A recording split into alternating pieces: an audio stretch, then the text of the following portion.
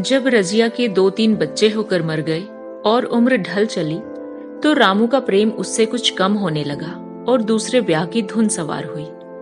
आए दिन रजिया से बकझक होने लगी। रामू एक न एक बहाना खोजकर रजिया पर बिगड़ता और उसे मारता, और अंत को वह नई स्त्री ले ही आया।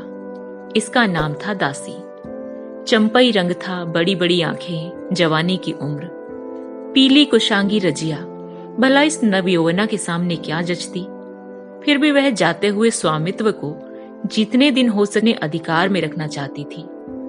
तिगड़ते हुए छप्पर को थूनियों से संभालने की चेष्टा कर रही थी। इस घर को उसने मर मर कर बनाया है, उसे सहज ही में नहीं छोड़ सकती।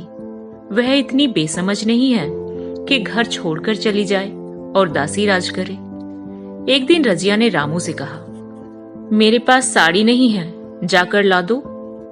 रामू उसके एक दिन पहले ही दासी के लिए अच्छी सी चुंदरी लाया था। रजिया की मांग सुनकर बोला, मेरे पास अभी रुपया नहीं है।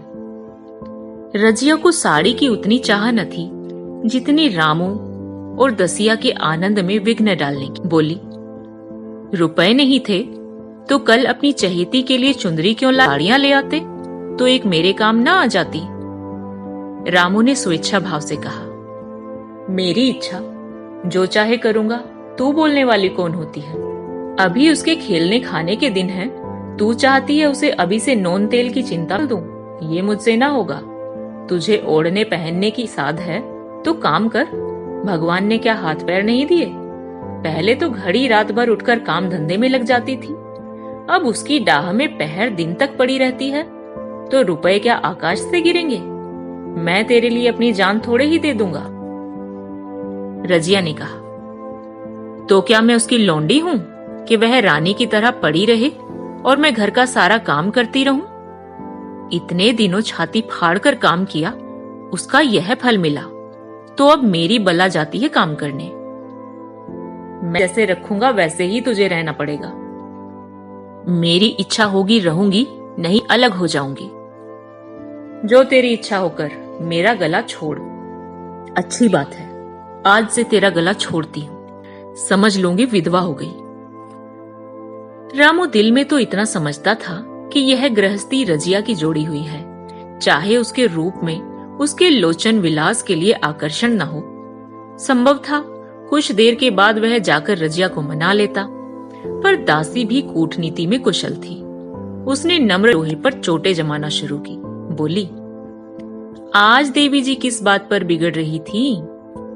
रामू ने उदास मन से कहा, तेरी चुनरी के पीछे रजिया महाभारत मचाए हुए है। अब कहती है अलग रहूंगी, मैंने कह दिया तेरी जो इच्छा हो कर। दसिया ने आंखें मटका कर कहा, ये सब नखरे हैं कि आकर हाथ पांव जोड़े मनावन करे और कुछ नहीं। तुम चुपचाप बैठे रहो, 2-4 दिन में आप ही गर्मी उतर जाएगी। तुम कुछ बोलना नहीं, उसका मिजाज और आसमान पर चढ़ जाएगा। रामू ने गंभीर भाव से कहा, दासी, तुम जानती हो वह कितनी घमंडिन है। वह मुंह से जो बात कहती है उसे करके छोड़ती है। रजिया को भी रामू से ऐसी कृतज्ञता की आशा न थी। वह अब पहले किसी सुंदर नहीं, इसलिए रामू को अब उससे प्रेम नहीं है। पुरुष चरित्र में यह कोई असाधारण बात न थी, लेकिन रामू उससे अलग रहेगा, इसका उसे विश्वास न आता था।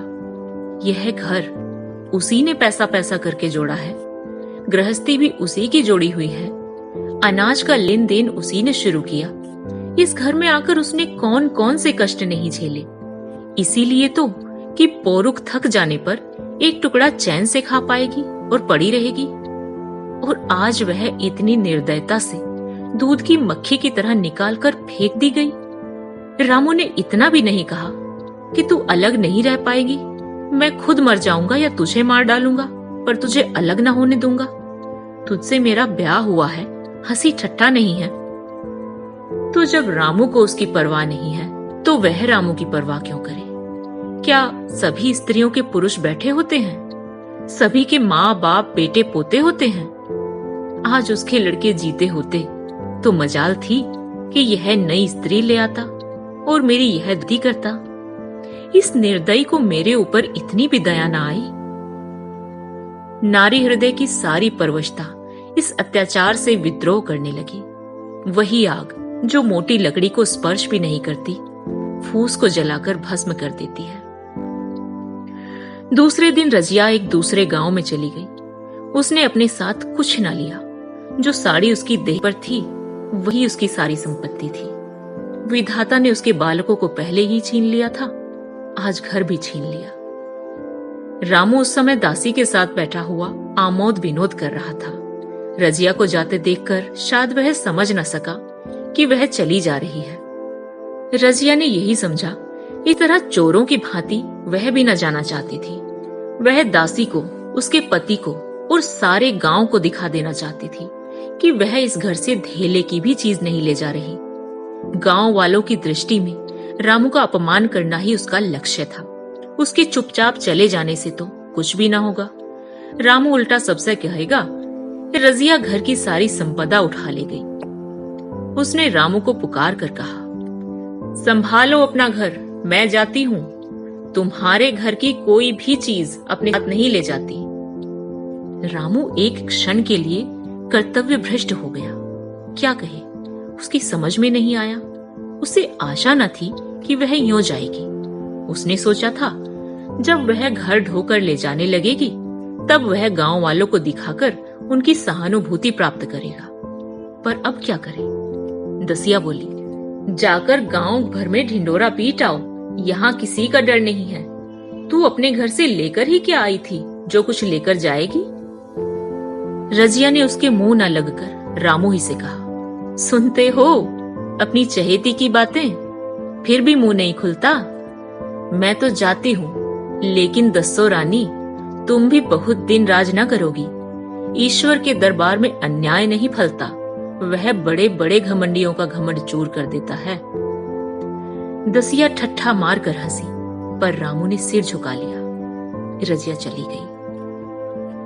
रजिया जिस नए गांव में आई थी वह रामू के गांव से मिला ही हुआ था, अतएव यहाँ के लोग उससे परिचित हैं। वह कैसी कुशल गृहिणी है, कैसी बात की सच्ची, यह यहाँ किसी से छिपा न था। रजिया को मजूरी मिलने में कोई बाधा न हुई। जो एक लेकर दो का काम करे, उस काम की क्या कमी। 3 साल रजिया ने कैसे काटे, कैसे एक नई गृहस्थी बनाई, कैसे खेती शुरू की, इसका बयान करने बैठे तो पोथी हो जाए। संचय के जितने मंत्र हैं, जितने साधन हैं, वे रजिया को खूब मालूम थे। फिर अब उसे लाग हो गई थी, और लाग में आदमी की शक्ति का वारा पार नहीं रहता। गांव वाले उसका परिश्रम देखकर दांतों उंगली दबाते थे। वह रामू को दिखा देना चाहती थी कि मैं तुमसे अलग होकर भी आराम से रह सकती हूँ। वह अब पराधीन नारी नहीं है, अपनी कमाई खाती है। रजिया के पास बैलों की एक अच्छी जोड़ी है। रजिया उन्हें केवल खली भूसी देकर नहीं रह जाती, रोज 2-2 रोटियां भी खिलाती है। फिर उन्हें घंटों सहलाती है। कभी कभी उनके कंधों पर सिर रखकर रोती है और कहती है, अब बेटे हो तो, पति हो तो तुम ही हो, मेरी जान अब तुम्हारे ही साथ है।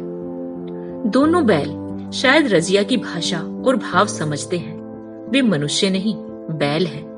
दोनों सिर नीचा करके रजिया का हाथ चाटकर उसे आश्वासन देते हैं। वे उसे देखते ही कितने प्रेम से उसकी ओर ताकने लगते हैं, कितने हर्ष से कंधा झुकाकर जुआ रखवाते हैं और कैसा जी तोड़ काम करते हैं। यह वे लोग समझ सकते हैं जिन्होंने बैलों की सेवा की है और उनके हृदय को अपनाया है। रजिया अब इस गांव की चौधराइन है। उसकी बुद्धि, जो पहले नित्य आधार खोजती रहती थी और स्वच्छंद रूप से अपना विकास न कर सकती थी, अब छाया से निकलकर प्रौढ़ और उन्नत हो गई है।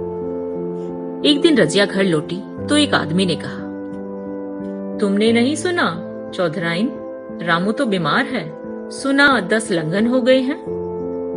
रजिया ने उदासीनता से कहा, जोड़ी है क्या? जोड़ी नहीं, कोई दूसरा रोग है। बाहर खाट पर पड़ा था। मैंने पूछा कैसा जी है रामू, तो रोने लगा। बुरा हाल है, घर में एक पैसा भी नहीं कि दवा दारू करे। दसिया के एक लड़का हुआ है, वह तो पहले भी काम धंधा ना करती थी और अब तो लड़कोरी है, कैसे काम करने आए। सारी मार रामू के सिर जाती है। फिर गहने चाहिए, नई दुल्हन यूं कैसे रहे। रजिया ने घर में जाते हुए कहा, जो जैसा करेगा आप भोगेगा।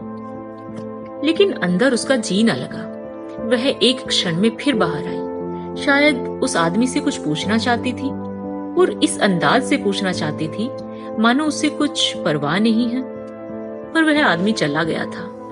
रजिया ने पूरब पश्चिम जा जाकर देखा, वो कहीं ना मिला। तब रजिया द्वार के चौखट पर बैठ गई।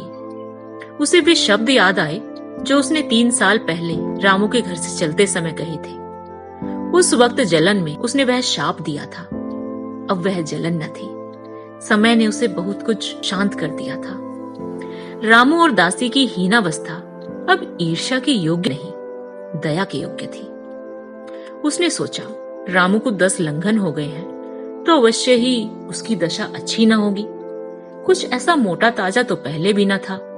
10 लंघन ने तो बिल्कुल ही घुला डाला होगा। फिर इधर खेती बाड़ी में भी टोटा ही रहा, खाने पीने को भी ठीक ठाक ना मिला होगा। पड़ोसी की एक स्त्री ने आग लेने के बहाने आकर पूछा, सुना, रामू बहुत बीमार है, जो जैसी करेगा वैसी पाएगा। तुम्हें इतनी बेदर्दी से निकाला कि कोई अपने बैरी को भी ना निकालेगा।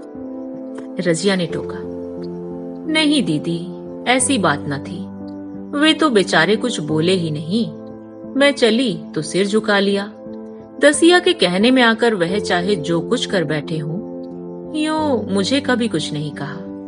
किसी की ऐसे ही बुराई क्यों करूं? फिर कौन मर्द ऐसा है जो औरतों के नहीं हो जाता? दसिया के कारण उनकी यह दशा हुई है। पड़ोसिन ने आग न मांगकर मुंह फेरकर चली गई। रजिया ने कलसा और रस्सी उठाई और कुएं पर पानी खींचने गई। बैलों को सानी पानी देने की बेला आ गई थी, पर उसकी आंखें उस रास्ते की ओर लगी हुई थी जो मलसी यानी रामू के गांव को जाता था। कोई उसे बुलाने अवश्य रहा होगा। नहीं, बिना बुलाए वह कैसे जा सकती है? लोग कहेंगे आखिर दौड़ी आई ना। मगर रामू तो अचेत पड़ा होगा। 10 लंघन थोड़े नहीं होते। उसकी देह में था ही क्या? फिर उसे कौन बुलाएगा? दसिया को क्या गरज पड़ी है? कोई दूसरा घर कर लेगी। जवान है, 100 गाहक निकल आवेंगे। अच्छा, वह आ तो रहा है। हाँ, आ रहा है। कुछ घबराया सा जान पड़ता है। कौन आदमी है? इसे तो कभी मलसी में नहीं देखा। मगर उस समय से मलसी कभी गई भी तो नहीं। 2-4 नए आदमी आकर बसे ही होंगे। बटोही चुपचाप कुएं के पास से निकला। रजिया ने कलसा जगत पर रखा और उसके पास जाकर बोली, रामू महतो ने भेजा है तुम्हें? अच्छा तो चलो घर, मैं तुम्हारे साथ चलती हूँ। नहीं, अभी मुझे कुछ देर है। बैलों को सानी पानी देना है, दिया बत्ती करनी है। तुम्हें रुपए दे दूं? जाकर दसिया को दे देना। कह देना कोई काम हो तो बुला भेजे। बटोही रामू को क्या जाने, किसी दूसरे गांव का रहने वाला था। पहले तो चकराया, फिर समझ गया। चुपके से रजिया के साथ चला गया और रुपए लेकर लंबा हुआ। चलते चलते रजिया ने पूछा, अब क्या हाल है उनका? बटोही ने अटकल से कहा, अब तो कुछ संभल रहे हैं।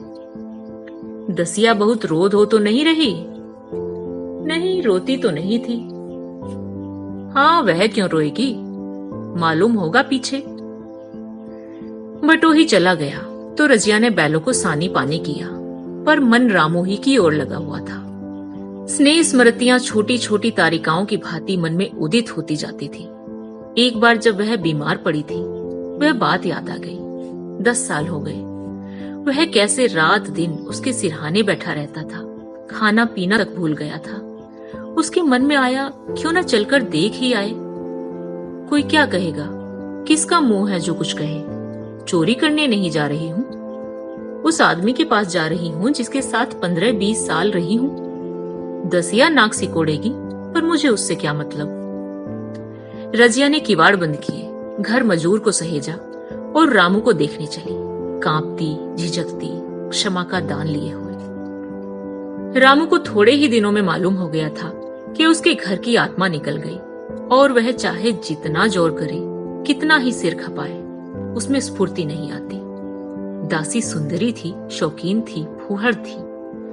जब पहला नशा उतरा तो ठाए ठाए शुरू हुई। खेती की उपज कम होने लगी और जो होती भी थी वह ऊटपटांग खर्च होती थी। ऋण लेना पड़ता था।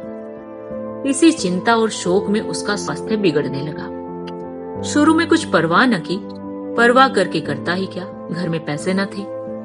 अताइयों की चिकित्सा ने बीमारी की जड़ और मजबूत कर दी और आज 10-12 दिन से उसका दाना पानी छूट गया था। मौत के इंतजार में खाट पर पड़ा कराह रहा था और अब वह दशा हो गई थी जब हम भविष्य से निश्चिंत होकर अतीत में विश्राम करते हैं, जैसे कोई गादीड़ आगे का रास्ता बंद कर पीछे लौटे। रजिया को याद करके वह बार बार रोता और दासी को कोसता, तेरे ही कारण मैंने उसे घर से निकाला। वह क्या गई, लक्ष्मी चली गई। मैं जानता हूं अब भी उसे बुलाऊं तो दौड़ी आएगी, लेकिन बुलाऊं किस मुंह से।